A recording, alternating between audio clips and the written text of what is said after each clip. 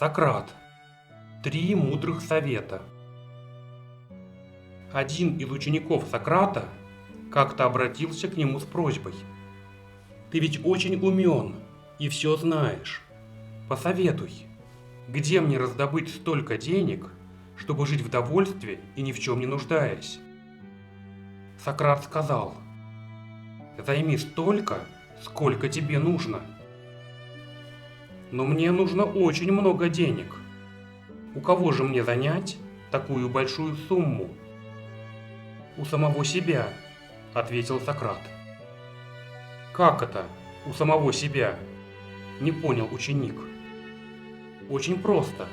Сократи свои потребности, научись обходиться только самым необходимым, и ты будешь жить в довольстве и в достатке», — пояснил философ.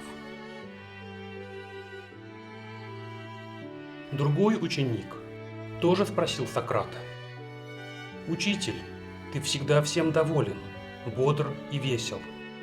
Мы никогда не видели тебя грустным, угрюмым, в плохом настроении.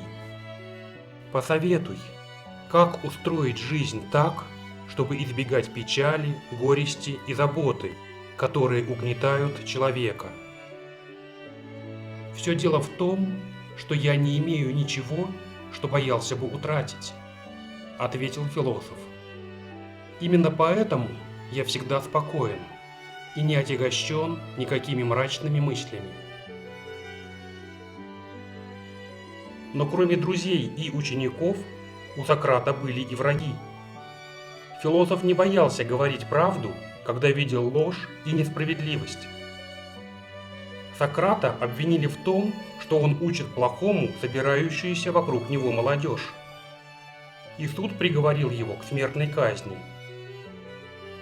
Когда приговоренный к смерти Сократ должен был выпить чашу с ядовитым напитком, ученики попросили его дать главный совет, как им нужно правильно жить, чтобы соответствовать высокому званию философа и разумного человека.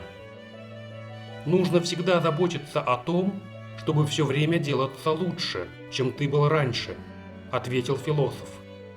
«Тот человек, который осознает, что он становится лучше, проживает свою жизнь не только правильно, но и приятно». На первый взгляд может показаться, что эти советы больше подходят только философам и отшельникам.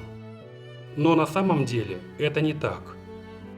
Первый совет означает, что нужно свои потребности соразмерять со своими возможностями и брать в долг только у самого себя. То есть тратить на свои нужды только те деньги, которые заработал сам, и по возможности не связываться с банками и кредитами. Вторым своим советом Сократ говорит, что человеку не нужно завидовать тем, кто богаче его. Для счастливой жизни нужен разумный достаток, а погоня за излишним богатством отнимает у человека самое дорогое, что есть в жизни – свободное время, и отягощает его хлопотами. А третий совет о том, что человек должен постоянно стремиться улучшать себя и свою жизнь. В наше время принято считать, что эти философские взгляды были разработаны японцами и изложены в модном учении кайдзен. Однако Сократ говорил об этом еще 2500 лет назад. Таковы 3 мудрых совета Сократа, философа, которого считают одним из умнейших людей, когда-либо живших на земле. Сократ не записывал свои мысли. За него это сделали его ученики, в чьих трудах мы и нашли эти советы, которых на самом деле не 3, а еще 33 мудрых совета великого древнегреческого мудреца. О них мы расскажем в одном из следующих видеороликов.